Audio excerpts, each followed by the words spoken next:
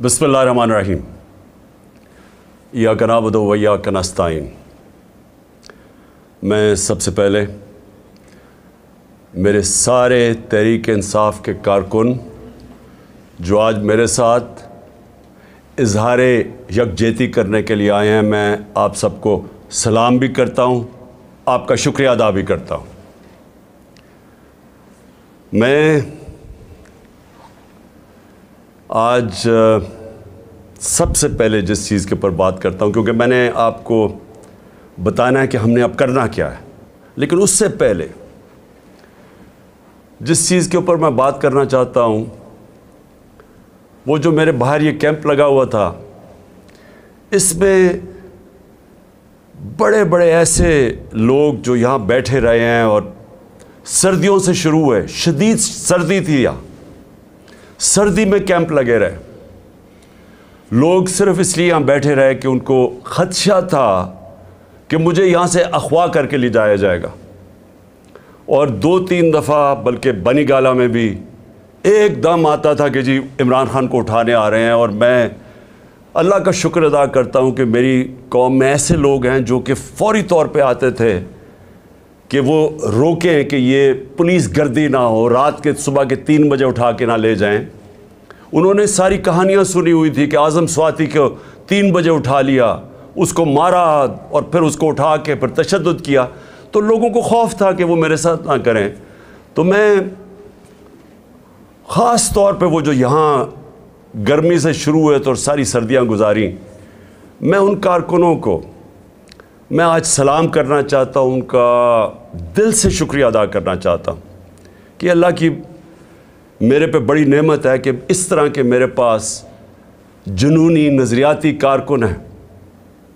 और इनको ही सामने रखते हुए मैं आज ज़िले शाह के ऊपर बात करना चाहता हूँ। पहले देखिए, मैंने तो उसने कहा वो मेरे से एक दफ़ा मिला है, लेकिन या मिलाया है, ये मैं तो मुझे तो उसको याद नहीं, ज़्यादा लोगों के बीच में मिलाऊंगा। लेकिन मुझे हर रोज़ फजर के ऊपर ऊंची ऊंची आवाज़ आती थी, मेरा नाम लेके, कोई 1 या 2 थे, लेकिन मुझे एक की ऊंची आवाज़ आती थी, मेरा नाम पुकारता था। तो मैंने 2-3 दफ़ा लोगों से पूछा ये कौन है आदमी।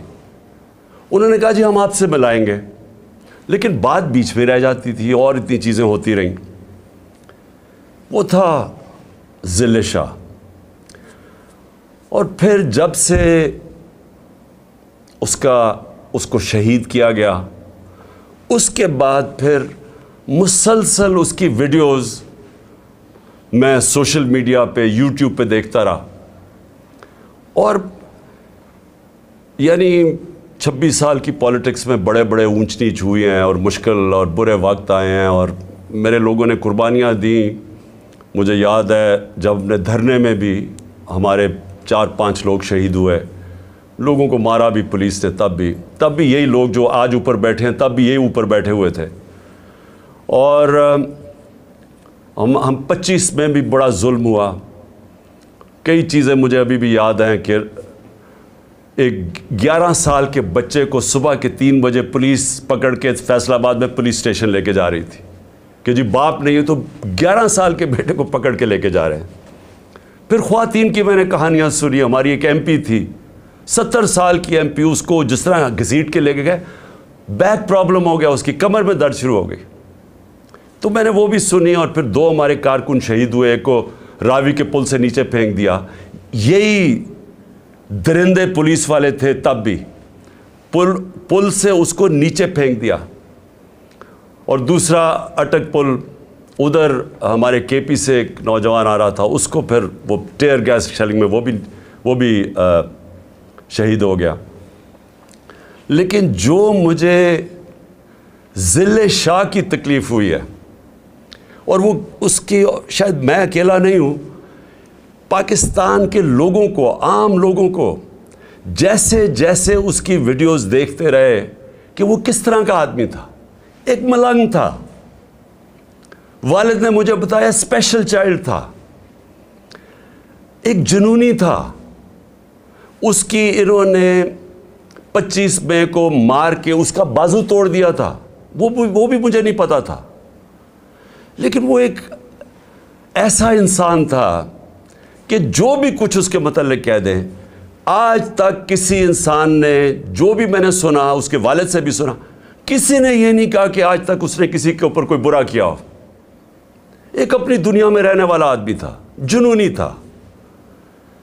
तो जो तफसीलात उसको जिस तरह इन्होंने तशद्दुद करके, एक अंग्रेजी का वर्ड है कस्टोडियल टॉर्चर, पुलिस ने उठा के अंदर रख के अपने पुलिस वैन से किधर लेके गए, 2 घंटे 1.5 घंटे के अंदर उससे क्या किया गया, और उसकी लाश एक सड़क पे मिली। हमारा एक पार्टी का वर्कर वो सड़क से लाश उठा के लेके गया सर्विस हॉस्पिटल, और उसके बाद पोस्टमार्टम रिपोर्ट उसकी आती है। कल शाम को मैंने डॉक्टर यास्मीन के साथ कौम के सामने बताया कि उसकी पोस्टमार्टम रिपोर्ट क्या कह रही थी। जिस तरह का उसके ऊपर तशद्दुद किया गया, यानी मैं अब अपना क्या बताऊं कि ज़हन मेरा नहीं मानता कि ये किस तरह के दरिंदे थे और इसके पीछे कौन सी सोच थी जिसने इंसानों के ऊपर यह करवाया। साइकोपैथ है, ज़हनी मरीज है वो आदमी। वो जब से आया वो इस तरह की हरकतें करवा रहा है। 60 जगह उसके ऊपर तशद्दुद के निशान थे। मैंने उसकी तस्वीरें देखी हैं जो आज मीडिया पे भी चली हैं। वो तस्वीरें देखी हैं कि जिस तरह का जुल्म किया गया उसके ऊपर, और जुल्म करके उसकी लाश सड़क पे फेंक दी गई। और जो मुझे, अब मैं ये बयान नहीं कर सकता कि ये जो मैंने यहाँ प्रेस कॉन्फ्रेंस देखी, एक जरदारी जैसे मुजरिम का बगल बच्चा, उसको बिठाया इसलिए गया कि ये नहीं कि कोई दयानतदार और ईमानदार आदमी था, ये कि वो कितना ज़्यादा हमारे ख़िलाफ़ जहर थी उसके अंदर, इसलिए उसको चीफ मिनिस्टर बनाया गया। उसके साथ आईजी।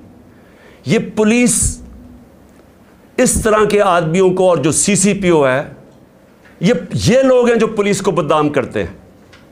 इनकी वजह से पंजाब पुलिस बदनाम होती है। मेरे जो लोग जा रहे थे काफिलों के अंदर, जब उनका पुलिस के साथ गुजरे तो उन्होंने कहा कि पुलिस की सारी हमायत हमारे साथ थी, ऊपर ये दरिंदे बैठा दिए। और इतनी शर्मनाक इनकी प्रेस कॉन्फ्रेंस थी, इनको शर्म नहीं आई। ये लोगों को इंसान नहीं समझते, भेड़ बकरियां समझते हैं। पहले बैठ के जब वो बेचारा, जब जिले शाह जब शहीद होता है तो मेरे ऊपर 302 कत्ल का, उसके कत्ल का मेरे ऊपर डाल देते हैं। और आज प्रेस कॉन्फ्रेंस में कहते हैं कि हादसा हुआ है, एक्सीडेंट हुआ है। ये इस मुल्क की आईजी है पुलिस का, साथ जिसको जो 25 मई में जो सीसीपीओ मुलव्विस था जुल्म करने के लिए, उसको खास बुलाया गया फिर से जुल्म करने के लिए। और साथ और भी तो 2 एसपीज थे। शक्लें मुझे उन सब की याद रहेंगी, मुझे भी याद रहेंगी, मेरी पार्टी उनकी शक्लें याद रख लो।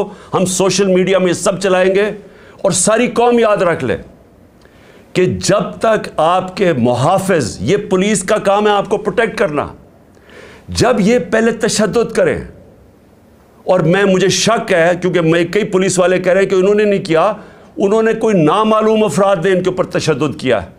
पुलिस वालों ने मुझे ये कहा है, मैसेज पहुंचाई है पहले। लेकिन शर्म तो इस आईजी को आनी चाहिए कि पहले आप कुछ कहते हैं कि कत्ल हो गया, फिर कहते हैं कि उसके ऊपर उसका एक्सीडेंट हो गया, कत्ल मेरे ऊपर डालते हैं।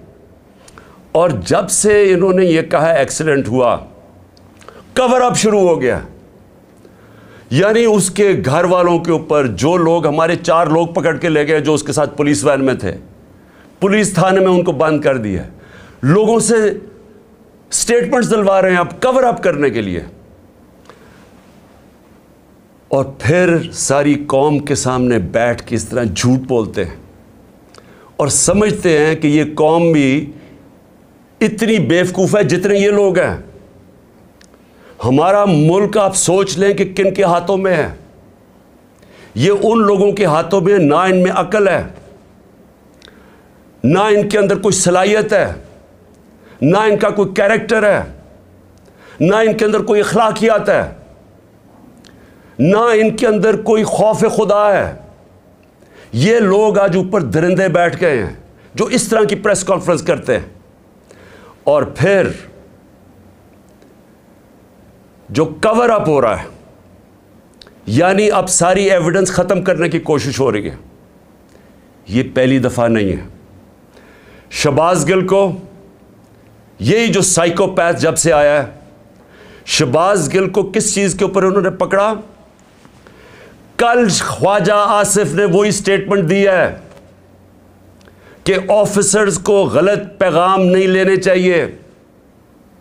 ये ख्वाजा आसिफ की वही स्टेटमेंट है जिस पे शहबाज गिल को पकड़ के उन्होंने उल्टा लटकाया, नंगा किया, उसके ऊपर जबर किया। उसको अभी तक शहबाज गिल पूरी तरह ठीक नहीं है, उसी स्टेटमेंट पे जो कल ख्वाजा आसिफ ने दी है। और मैं कहूँगा शहबाज गिल को कि इसके खिलाफ पर्चा करो ताकि इसको भी सज़ा मिले।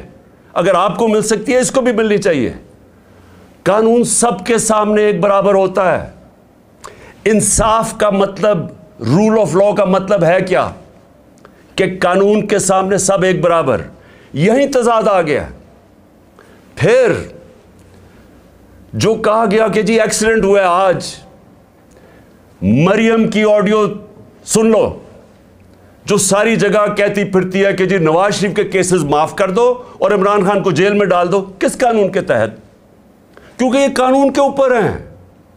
ये कोई बादशाह ऐसे बने हुए हैं कि ये समझते हैं कि कानून सिर्फ कमियों के लिए है। ये जो मर्जी करे, जिसको मर्जी जेल में डलवा दो, यहां कोई कानून नहीं है इनके लिए। हुक्म कर रही है अदलिया को और इसको जेल में डालो, और उसको कह रही है कि उसके केस माफ करो जो इसके नाम पे 4 बड़े बड़े लंदन में अरबों रुपए के प्रॉपर्टीज में वहां रहते हैं। एक नहीं बता सकता कि पैसा किधर से है। वजीर आजम होते हुए प्रॉपर्टीज खरीदती है। वो कहती जो उसको माफ कर दो, उसके केस खत्म कर दो, क्योंकि ये हुक्म कर रहे हैं। ये महारानी, शहजादे, बादशाह। यही आज अगर पाकिस्तान का मसला है तो इधर ही आ जाता है। हम क्यों आज इस दलदल में फंसे हुए हैं? ये है हमारा मसला। रूल ऑफ लॉ नहीं है, ताकत की हुक्मरानी है, जंगल का कानून है। ये बनाना रिपब्लिक बना रहे हैं। हुक्म कर रही है जी उसको जेल में डालो और उसके केसेस माफ कर दो, और फिर वो कहती है कि इसको कहो एक्सीडेंट है, और आज ये भी कहना शुरू हो जाते जी एक्सीडेंट है। कत्ल का पर्चा मेरे ऊपर इसका, और आज पता चलता है एक्सीडेंट है।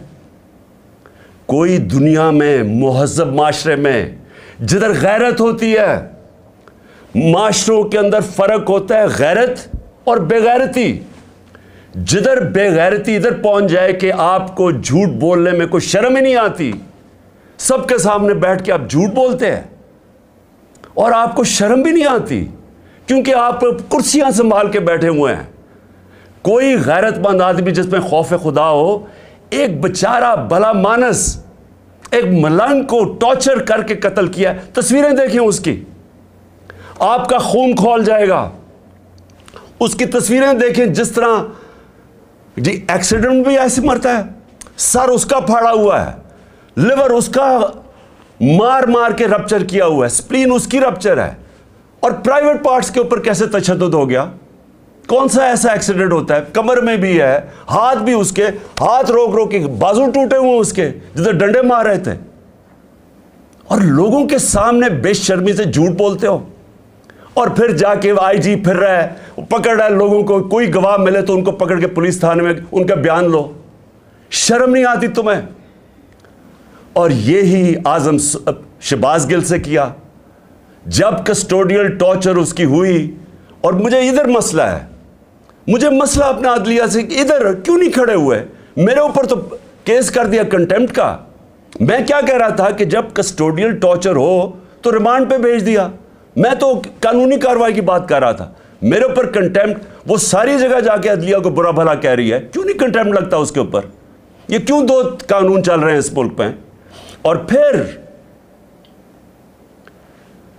कवर अप होता है, नामालूम अफराद बैठे होते हैं जो शहबाज गिल के ऊपर टॉर्चर का पर्चा नहीं होने देते। नामालूम अफराद वहां डॉक्टर के साथ, सुपरिटेंडेंट के साथ बैठ के एविडेंस चेंज करते हैं कि उसको तशद्दुद नहीं हुआ। आजम स्वाति से वो कह रहा है तशद्दुद हुआ, कहीं आया उसका तशद्दुद का? क्योंकि नामालूम अफराद फैसला करते हैं तशद्दुद नहीं हुआ। वो कह रहा है कि कौन है साइकोपैथ उसके पीछे है, नहीं आता। फिर इमरान खान, मुझे गोलियां मारी जाती हैं, मैं पहले से कह रहा हूं कि किसने कत्ल करना है, मैं कह रहा था कि मेरे ऊपर किस तरह का हमला होना है। अल्लाह बचाता है मुझे, अल्लाह हम सबको बचा देता है। वो एक दिलेर नौजवान जिसको अभी भी मैं सलाम करता हूं कि कभी भी किसी ने बंदूक पकड़ी हो, कोई आके उसके सामने खड़ा होता, लोग भाग जाते हैं। वो अगर ना उसके ऊपर हाथ मारता तो हमारे सारे ऊपर गोलियां लगनी थी। थोड़ी दूर से तो गोलियां मारा था, वो ट्रेन किया हुआ था उसको, और वो ना तो हमारी टांगों पे गोलियां लग गई। मैं पर्चा करवाता हूं, मैं एक्स प्राइम मिनिस्टर, गवर्नमेंट हमारी पंजाब में, मैं पर्चा नहीं करवा सकता क्योंकि खास एक इंसान का नाम आ जाता है बीच में। ये कानून के ऊपर हैं लोग, ये कत्ल करें, तशद्दुद करें, इनको कोई कुछ नहीं कह सकता, उसका नाम आ जाता है सारी। फिर उसके बाद मेरी सारी एविडेंस खत्म की जाती है। जो जेआईटी एविडेंस कलेक्ट करती है कि एक नहीं था 3 शूटर थे, वो एविडेंस गायब करनी जाती है। आज ये जो आके चीफ मिनिस्टर बैठता है, पहली चीज करता है जेआईटी को खत्म कर देता है। इसके पास मैंडेट किधर से आया? हुक्म आया इसको पीछे से, वो साइकोपैथ, उसने बैठ के सारी, क्योंकि उसके ऊपर आना था सब कुछ। 3 शूटर थे, इनका सारा बयानिया खत्म हो जाना था कि जी दीनी इंतहा पसंद है, इमरान खान को मारने की कोशिश की। मेरा सारी एविडेंस खत्म की, अब इसकी एविडेंस खत्म कर रहे हैं। तो जब मुझे गोलियां लगी थी तो मैंने क्या कहा था? मैंने कहा था इन 3 लोगों को रिजाइन करना पड़ेगा। अगर मुझे इंसाफ मिलना है, इन 3 लोगों को रिजाइन करना पड़ेगा। जिस तरह अरशद शरीफ को अगर इंसाफ मिला है, तो वो लोग जो ताकत में बैठे उन्होंने तो उसका कत्ल करवाया है, वो कैसे उसको इंसाफ मिलेगा? मुझे कैसे इंसाफ मिल सकता है जब उन्होंने, जो कातिल जिन्होंने मुझे कत्ल करना था, वो आज पावर में बैठे हैं? मुझे कैसे इंसाफ मिलना था? कैसे बेचारे जिले शाह को इंसाफ मिलेगा? और मेरे पाकिस्तानियों, सुन लो, मैं जो आपको हकीकी आज़ादी की बात करता हूं, गौर से सुन लो, ये क्या है? हकीकी आज़ादी जब एक कौम को मिलती है, इस तरह की चीज़ें नहीं हो सकती। मैंने अपने को 20 साल बरतानिया के अंदर गुजारे हैं स्टूडेंट लाइफ से, फिर मैं क्रिकेट खेलता था। कभी एक माशरा जो आज़ाद होता है, जिधर हकीकी जमहूरियत होती है, जिधर हकीकी आज़ादी होती है, जिधर रूल ऑफ लॉ होता है, जिधर इंसाफ होता है, वहां कभी ये चीज़ें नहीं हो सकती। अब ये सोचें, जिले शाह से जो हुआ है, ज़रा निकल जाएं गाँव के अंदर, पंजाब सिंध के अंदर चले जाएं, क्या होता है बेचारे आम आदमी से? पहले उसके ऊपर जुल्म किया जाता है, उसकी ज़मीन पे कब्ज़ा कर लेंगे, उनके ऊपर कोई चोरी कर लेंगे उनसे, वो मुंह खोलेंगे, वो अपना इंसाफ मांगेंगे, उन्हीं के ऊपर पर्चा हो जाएगा, पाउडर रख दिया जाएगा किसी के ऊपर और जेल में, किसी को असला रख के जेल में। ये आपके सामने ये जो जिले शाह का हो रहा है, ये हो रहा है सारे गरीब और कमज़ोर लोगों, हर जगह ये हो रहा है। आज बेचारे लोग इंसानों की तरह नहीं रहते। ताकतवर जो मर्जी चाहे कमज़ोर से कर सकता है। अगर मुल्क के एक्स प्राइम मिनिस्टर को इंसाफ नहीं मिल सकता क्योंकि और बड़ा ताकतवर कोई ऐसी फोर्सेस यहां बैठी हुई है जो मर्जी करे, उनको कोई पूछता नहीं है, तो ये एक्स प्राइम मिनिस्टर को भी नहीं इंसाफ मिल सकता, तो बचाए आम लोगों को क्या होता होगा? सोचें ज़रा। मैं आज सारे पाकिस्तानियों को कह रहा हूं, मैं क्यों कह रहा हूं कि हमने हकीकी आज़ादी की जंग लड़नी है, ये जहाद है। क्योंकि ये आज हर कमज़ोर आदमी, सिंध में चले जाए ज़रा, ये जो सबसे बड़ा मुजरिम इस कौम का आसिफ जरदारी वहां बैठा है, पूछे बेचारे सिंध के लोगों से क्या हो रहा है? क्या जब ताकतवर बेचारे एक आम आदमी से कुछ करता है, उनकी औरतें उठा लेते हैं, उनकी ज़मीनों पे कब्जे, चोरी कर देंगे, डाका, क्या किधर जाए वो बेचारा? वो जाएगा पुलिस में, पुलिस तो ये ताकतवर कंट्रोल करते हैं और उन्हीं लोगों के ऊपर केसेस हो जाते हैं। जो अब हमारे ऊपर तशद्दुद हुआ, हमारे ऊपर ही केसेस हो गए। मैं यहां बैठा हूं, मुझे तो पता ही आहिस्ता चलता क्योंकि इन्होंने बैन करवा दिया। और मैं ये भी पूछता हूं कि मीडिया के ऊपर बैन कैसे करवा दिया, पैमरा के ऊपर बैन कर दिया। पहले मैं इमरान खान तकरीर नहीं कर सकता, फिर हमारी रैली ना दिखाओ ना कि पुलिस कैसे तशद्दुद कर रही है लोगों के ऊपर और हमारे ऊपर ही केसेस। ये पाकिस्तान का अलमिया है। आज ऐसे हालात इन्होंने बना दिए हैं और ख़ास तौर पे पिछले 11 महीने में कि जुल्म जिसके ऊपर हो रहा है उसी के ऊपर केसेस हो रहे हैं। 80 केस हो गए मेरे ऊपर। जिस तरह ये जो केस है, ये मेरे ऊपर इसका कत्ल का केस है, ये सारी जगह, हर जगह पाकिस्तान में कमज़ोर लोगों से ये हो रहा है। जंगल का कानून है, हर जगह बेचारा जो बेचारा मजलूम होता है उसी के ऊपर केसेस। जो ताकतवर होता है वो जो मर्जी कर ले, उसको कोई पकड़ नहीं सकता। मैं जो आज आप सारी कौम को कह रहा हूं, देखें ये जो अगर जिले शाह से एक मलंग आदमी से 64 जगह उसके ऊपर तशद्दुद किया गया। ये पोस्टमार्टम की रिपोर्ट, और मैं सलाम करता हूं उन लोगों को, उसके ऊपर भी प्रेशर डाला उसने। ऐसे लोग हैं, उसने ईमानदारी से उसने कहा मैं रिपोर्ट सही लिखता हूं। हर के ऊपर प्रेशर डाला है। बिर रहे हैं इनके ऑफिसर्स, इनके जो मिनिस्टर्स के, जो एविडेंस चेंज करो। तो पाकिस्तान में तो ये सारी जगह हो रहा है। ताकत में बैठे जो मर्जी जुल्म करो, एविडेंस चेंज करो, केस जिसके ऊपर डालो, जिसे मर्जी कर दो। किसी ना किसी तरह ताकतवर ये जुल्म का निज़ाम बचाना चाहता है। मेरे से इनको क्या है? डर लगा हुआ है इलेक्शन का। इनको खौफ आ रहा है कि एक अवाम का समुंदर निकलने लगा इलेक्शन पे, कि किसी तरह इमरान खान को या कत्ल करो या उसको जेल में डालो, रास्ते से हटाओ। वो बाहर जो बैठा हुआ बगौड़ा, एक करप्ट आदमी, एक डरपोक आदमी जो हमेशा बाहर भाग जाता है, उसका स्टेक ही बाहर है, अरबों डॉलर बाहर है, और वहां से इस मुल्क के फैसले कर रहा है। मैं क्यों कह रहा था कि इसको आर्मी चीफ नहीं बनाना चाहिए? उसका इंटरेस्ट क्या है पाकिस्तान में? वो थोड़ा सा मसला था, वो बाहर भाग जाता है। हमारे मुल्क के फैसले बाहर बैठ के कर रहा है। जो कॉन्विक्ट हुआ है, अदालत ने इसको फैसला कर दिया है, ये मुजरिम है कौम का, वो फैसले कर रहा है। उसकी बेटी दंदराती फिर रही है, जिसको मर्जी बुरा भला कहे, उनको कह रही है कि जी उसको एक्सीडेंट करवा दो, तो वो उन्होंने एक्सीडेंट करवा दिया। ये मुल्क चल रहा है हमारा। क्यों हम तबाही की तरफ पहुंच गए हैं? क्यों महंगाई के अंदर लोग डूब रहे हैं? यहां तो लोगों का जो तनख्वाहदार तबका है वो तो थोड़ी देर के बाद गुजारा ही नहीं कर सकेगा। तो कौम, मेरी गौर से मेरी बात सुन लो।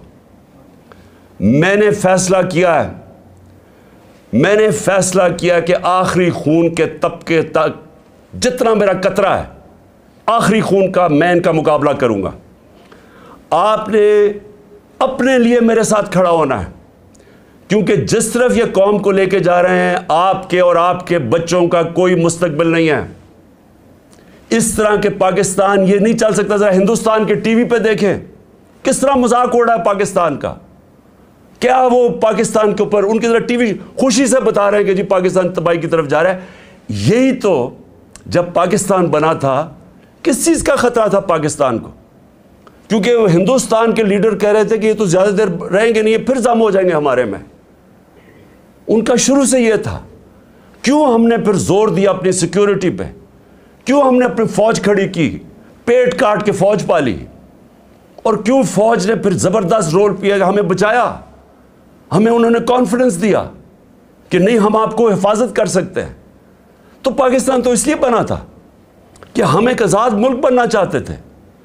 हम एक वो मुल्क बनना चाहते थे जो मदीना के रियासत के असूलों पे था, जिसका सबसे बड़ा असूल अदल और इंसाफ था, रूल ऑफ लॉ था। सब कुछ आ गया, रूल ऑफ लॉ ही नहीं आया। ये जो जिले शाह का तशद्दुद करके उसको जिस तरह मारा गया, ये वो चीज़ है जो सब कुछ गलत है इस मुल्क से। ये वो चीज़, ये जो करप्शन और एनआरओ है, ये इसलिए है, इंसाफ नहीं है। ये जो चोर, ये ऊपर बैठ के इनकी शक्लें सारे, फिर से मैं कह रहा हूं, इनकी याद कर लो शक्लें। ये कौमी मुजरिम है जो बेशर्मी से झूठ बोलते हैं और लोगों को भेड़ बकरियां समझते हैं, कि जो ये कहेंगे लोग मान जाएंगे।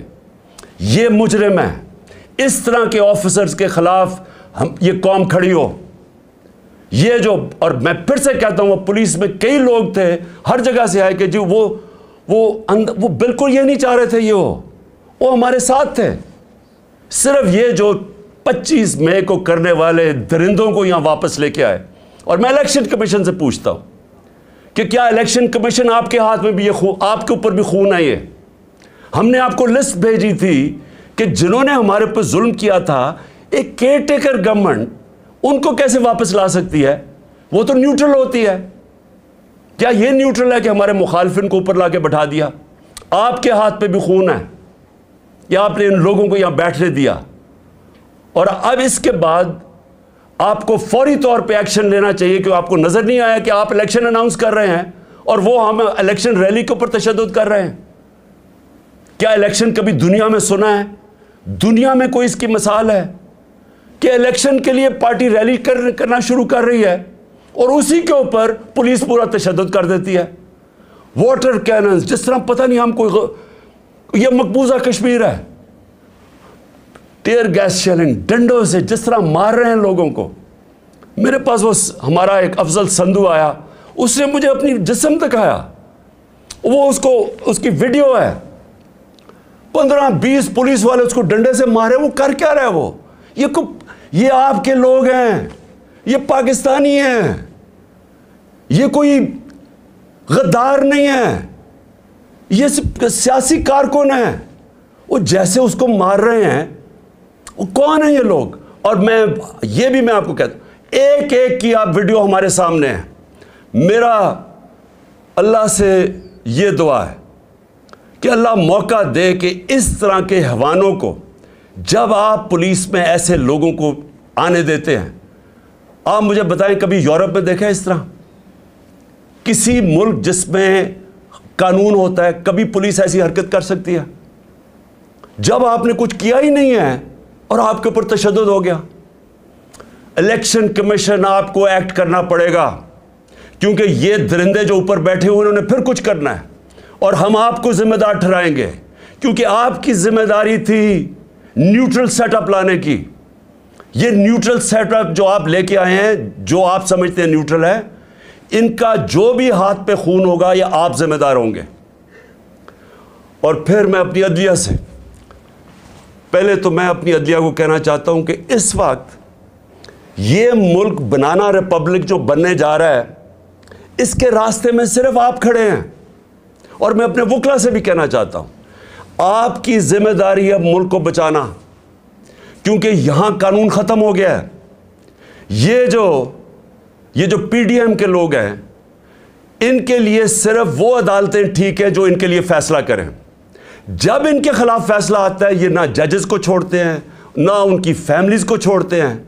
जिस तरह की ये कैंपेन चलाते हैं, ये माफिया हैं। हमारे से पूछे, हमारे खिलाफ जब फैसले आए रिगिंग के ऊपर 2015 में सुप्रीम कोर्ट का फैसला खिलाफ आ गया। फिर अभी पिछली अप्रैल के अंदर जब हमने असेंबलीज डिसॉल्व कर दी और अदालत ने ओवरटर्न कर दिया वो, हालांकि सारा फैसला, क्योंकि इलेक्शन कमीशन ने कहा जी हम 3 महीने में इलेक्शन नहीं करवा रहे, उनके ऊपर तो कार्रवाई होनी चाहिए थी। उनका तो है ही कि 3 महीने में उन्होंने इलेक्शन करवाना है। उन्होंने कहा जी हम 7 महीने, हमारे खिलाफ केस चला गया। क्या हमने अदालतों को बुरा भला कहा? वही जजेस जब दूसरा फैसला करते हैं उनको पीछे पड़ जाते हैं, उनके बच्चे नहीं छोड़ते। मैं अपनी अदलिया को कहना चाहता हूं कि देखें, अल्लाह ने आपके ऊपर बड़ी जिम्मेदारी डाली है। आपके रास्ते में रुकावटें डाल रहे हैं, प्रेशर्स डाल रहे हैं, नामालूम अफराद एक्टिव हुए हैं। आपको ये टाइम है स्टैंड लेने का, आपको खड़ा होने का स्टैंड है, टाइम है। क्योंकि ये तारीख उधर आज खड़ी हुई है कि तारीख माफ नहीं करेगी उन लोगों को जो इस वक्त, वो कहते हैं on the right side of history नहीं खड़े होते, अवाम के साथ नहीं खड़े होते, इंसाफ के साथ, रूल ऑफ लॉ के साथ। जो आज नहीं खड़ा होगा, तारीख देख रही है सबकी तरफ। और सारे वकील, मैं आपके इख्तलाफ हैं, आप दूसरी पार्टीज में, एक तो खैर माफिया बैठा हुआ है वहाँ, लेकिन आपके ऊपर बहुत बड़ी जिम्मेदारी है कि ये जिले शाह का आपका इशू है, रूल ऑफ लॉ का इशू है, कस्टोडियल टॉर्चर का इशू है। दुनिया के अंदर कस्टोडियल टॉर्चर यानी हरासे में लेके तशद्दुद करना, ये सारी दुनिया के अंदर कंडेम किया जाता है। पाकिस्तान ने ट्रीटी साइन की हुई है।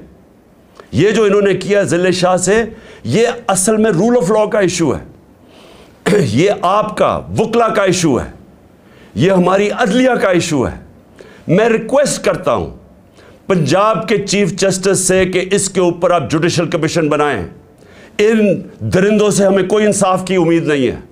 आप जुडिशल कमीशन बनाएं, इन्वेस्टिगेट करेंगे इससे क्या हुआ है, उसकी सारी पोस्टमार्टम रिपोर्ट आपके सामने है। और आप आज स्टैंड लें, राय हक के ऊपर खड़े। राय हक के ऊपर खड़ा होना आपकी भी, वकला की भी, कौम की अब जिम्मेदारी है। और इसके लिए मेरी रिक्वेस्ट फिर से है कि जुडिशल कमीशन बनाई जाए। और आखिर में मैं अपनी कौम के लिए एक पैगाम देना चाहता हूं और लाएअमल देना चाहता हूं। मैं सबसे पहले मैं अपनी अदलिया को, लाहौर हाई कोर्ट को कहना चाहता हूं जुडिशल कमीशन बनाएं। मैं दूसरा इलेक्शन कमीशन को कहना चाहता हूं कि इनकी रेजिग्नेशंस हो, चीफ मिनिस्टर की, आईजी की, ये सीसीपीओ की, इनकी तो आप फौरी तौर पे इनकी रेजिग्नेशन लें, क्योंकि आपने इनको अपॉइंट किया। मैं पहले दिन से कह रहा था कि ये हमारे बदतरीन मुखालिफ, जरदारी का बगल बच्चा और ये पीडीएम के ये लोग आपने बैठा दिए, ये शहबाज शरीफ के। मैं पहले से कह रहा था कि इन्होंने ये जो हुआ है 25 मई को जिन्होंने किया था उन्होंने फिर करना है। मैं आपको कह रहा हूं कि इनके ऊपर एक्शन ले, क्योंकि इलेक्शन रैली, जब आपने इलेक्शन अनाउंस कर दिया है, जब सुप्रीम कोर्ट ने प्रेसिडेंट से इलेक्शन 30 अप्रैल का करवा दिया है, कैसे इलेक्शन रैली के ऊपर तशद्दुद हो सकता है? मैं इसलिए कह रहा हूं कि आज इनकी रेजिग्नेशंस आप करें। और मैं अपनी पार्टी को कहना चाहता हूं कि आप सब तैयार हो। कल 2 बजे मैं लीड करूंगा इलेक्शन की रैली। आप सब तैयारी करें और मैं इंशाल्लाह, और मैं लाहौरियों को कह रहा हूं, लाहौरियों आप जिंदा दिल कौम है। कल आपने मेरे साथ निकलना है बताने के लिए कि हम जानवर नहीं हैं, हम भेड़ बकरियां नहीं हैं, हम इंसान हैं। हम सब ने कल निकलना है बताने के लिए कि ये जो हमारे ऊपर जुल्म कर रहे हैं, ये कौम बर्दाश्त नहीं करेगी। मैं भी अब उधर पहुंच गया हूं। मैंने जब से इन्होंने बैरूनी साजिश करके, जो क्रेग मरी, जो एक दानिश्वर, एक डिप्लोमेट, बरतानिया के एम्बेसडर, वो कहता है कि CIA ने इमरान खान की गवर्नमेंट गिराई है, अमेरिकनों ने। मुझे पता है क्या हुआ। जनरल बाजवा उसमें शामिल था और ये सारे PDM के लोग शामिल थे। इन्होंने मिलकर गवर्नमेंट गिराई। मैं तब से पूरी कोशिश करता रहा कि कानून और आइन के बीच में चलूं। 25 मई को जुल्म किया, मैं 26 की सुबह को मैंने धरना कॉल ऑफ कर दिया। मुझे पता था खून होना है। फिर 26 नवंबर को लाखों लोग आए, इतना बड़ा कभी भी पब्लिक नहीं निकली। मुझे पता था कि अगर मैं इस्लामाबाद के पास जाता हूं, इन्होंने प्लानिंग की हुई थी इंतशार फैलाने की, खून करने की, क्योंकि इन्होंने तो इलेक्शन से निकलना था। ये तो इमरजेंसी लगाने के चक्कर में है। मैंने वहां रोक दिया, आइन के बीच में रहे। मुझे जब यहां पता चला कि टीयर गैसिंग शुरू हो गई, 3 बजे का टाइम था, 5 बजे मैंने रैली कॉल ऑफ कर दी। मुझे पता था ये लाशें गिराना चाहते हैं, मेरे ऊपर भी डालनी थी इन्होंने, वो भी मुझे पता चल गया। और दूसरा, ये इलेक्शन से भागना चाहते हैं, इमरजेंसी लगाना चाहते हैं। मुझे अभी भी पता है कि इन्होंने कुछ ना कुछ करना है इलेक्शन से भागने के लिए। इन्होंने कोई धमाका करेंगे, किसी को कत्ल करवाएंगे, कोशिश इनकी मुझे मारने की है। प्लान इनका बना हुआ मैं आपको बता चुका हूं। ये जो मुझे बार बार इतने केसेस कर रहे हैं, कभी इधर इस अदालत में क्यों लाना चाहते हैं? और वहां कोई पुलिस नहीं होती, कोई हिफाजत करने के लिए नहीं होता। बुलाते हैं वहां और वहां कोई भी कत्ल कर सकता है। वहां बुलाते ही इसलिए हैं।